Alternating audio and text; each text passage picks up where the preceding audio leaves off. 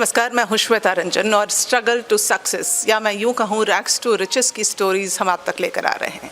हमारे साथ इस वक्त विशाल हैं, दिल्ली से ताल्लुक़ रखते हैं। दिल्ली से कैसे उन्होंने बाहर निकलकर खो क्योंकि दिल्ली को माना जाता है राजधानी, वहाँ तमाम अलग अलग जगह से लोग आकर रखते हैं, क्या वहाँ भी खो खो की एक पहचान बन चुकी है? विशाल ने खो खो खेलना शुरू किया और आज वो अल्टीमेट खो खो खेल रहे हैं। इसी खेल में वो आगे बढ़ना चाहते हैं, नाम कमाना चाहते हैं, अपनी किस्मत बदलना चाहते हैं, एक नई इबारत लिखना चाहते हैं। तो हम बात करेंगे विशाल से। विशाल, आपका स्वागत है। Thank you ma'am. विशाल, आपकी ज़िंदगी में चाहूँगी थोड़ा खुल कर बताएं। शकूरपुर से निकले आप, दिल्ली के एक बस्ती से, और वहाँ का संघर्ष कैसा था, उस मोहल्ले का, और फिर यहाँ तक पहुँचना कैसा रहा? स्टार्टिंग में तो जब हम प्राइमरी स्कूल में पढ़ते थे तब मेरी बहन खो खो खेला करती थी। तो मैं वही दोस्तों के साथ पार्क में कंचे खेलना, आवारागर्दी करना, तो वही सब चलता था। तो एक टाइम पे मेरी बहन ने बोला था मुझे कि एक बार मुझे ग्राउंड तक छोड़कर आ, मेरे साथ चल। तो वहाँ सुशीला मैम थी हमारी पहली कोच। तो हम उनके पास गए, मैम ने बोला कि ये कौन है, बहन से पूछा। तो उन्होंने बताया मेरा भाई है, पार्क में ऐसे ही खेलता है। तो उस टाइम सुशीला मैम ने मुझे सेलेक्ट किया था, बोला एक बार भाग कर दिखाओ। तो मैं भागा, उन्हें पसंद आया, फिर वहीं से जर्नी स्टार्ट हो गई।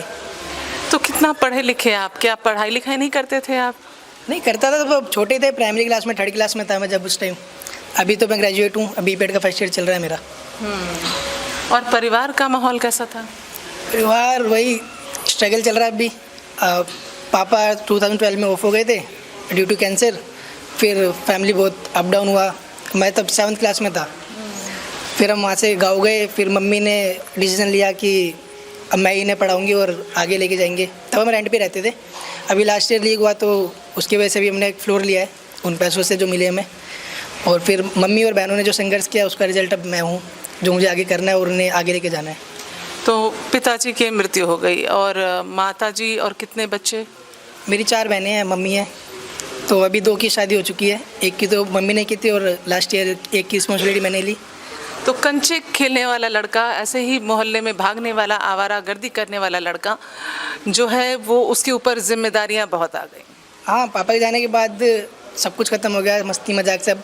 फिर बस एक एम है कि सक्सेस होना है, तो उसी पे चल रहे हैं। कितना आगे बढ़ पाए हैं आप इस रास्ते पर? अभी तो बस यही है कि फैमिली को एक उनके सर के ऊपर छत दे पाया हूँ, और बाकी जॉब के लिए संघर्ष चल रहा है। और बहनों की अभी 2 की शादी करनी है, तो जिम्मेदारी भी अपने ऊपर लेने की कोशिश कर रहा हूँ जहाँ तक हो सके। अभी कितनी उम्र है? अभी 23+ है। तो 23 साल की उम्र में आपने अपना एक घर, जैसा भी हो, एक घर बना दिया। आप अपनी 2 बहनों की शादी कर चुके हैं, 2 की आप करने की कोशिश कर रहे हैं। बहुत कम उम्र में आप मैच्योर हो चुके हैं। हालात सिचुएशन सब सिखा देती है जी। तो कभी ऐसा लगा कि नहीं, मैं कुछ और कर सकता था, शायद मैं अगर सब कुछ रहता, मैं डॉक्टर बन जाता, इंजीनियर बन जाता, कुछ और बन जाता, ये खो खो खेल रहा हूँ, कुछ ऐसा? नहीं, ऐसा मुझे कभी नहीं लगा, क्योंकि मुझे जाते लगता है हम जितना संघर्ष करेंगे उतने अच्छे जाएंगे। अगर सारी फैसिलिटी मुझे पहले मिलती तो मेरा माइंड ऐसे सेट नहीं होता। हो सकता मैं आवारागर्दी करता और स्मोकिंग करता, संगति ख़राब होती। अभी मैं अपने डिसीजन खुद ले सकता हूँ। अगर मुझे पहली फैसिलिटी मिलती तो मुझे नहीं लगता मैं अपनी पहचान बना पाता।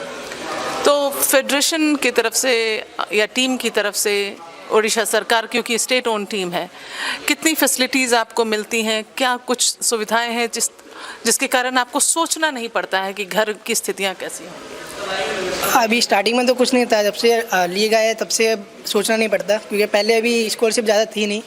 अभी तो फिर भी SGFI में प्लेयरों के लिए बढ़ गई है। पहले हम जब खेला करते थे MP में, जब हमारी फर्स्ट प्लेस आई थी दिल्ली में SGFI में, तब 5000 स्कॉलरशिप थी। अभी 31,000 51,000 फर्स्ट पे मिल रही है। तो अब के लिए तो बहुत अच्छा है, पहले इतना अच्छा नहीं था। अब हमारे लिए इसलिए अच्छा है क्योंकि लीग में लाख में बात आ गई है, लाखों में प्लेयर को खरीदा जा रहा है। तो अभी फैमिली भी सेटिस्फाई है। पहले सुनने को मिलता था कि क्या कर रहा है, क्यों कर रहा है। तो फिर बीच में जैसे लॉकडाउन का टाइम आया, उस टाइम सबकी जॉब बंद हो गई, तो उस टाइम फिर मुझे घर से बाहर निकलना पड़ा। और फिर मैंने प्राइवेट लिमिटेड मदर डेयरी में काम किया 2 महीने। फिर उससे फैमिली चली, खाना पीना आया। फिर ऐसे ही फिर जब लॉकडाउन खत्म हुआ तो फिर जो पैसे बचे उससे मैंने एक स्कूटी ली। फिर हम वो अमेज़ॉन डिलीवरी का काम कर रहे थे।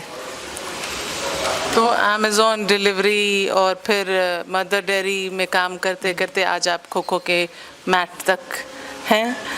Wishing you all the best. Thank you. Thank you Vishal. तो दैट वाज विशाल। आपने सुनी कितनी मुश्किलों भरी इनकी ज़िंदगी रही है, संघर्ष किया है, पूरे परिवार को संभालने की जिम्मेदारी इनके ऊपर है। इस तरह की सक्सेस स्टोरीज हम आप तक लेकर आते रहेंगे। अभी दीजिए इजाज़त, नमस्कार।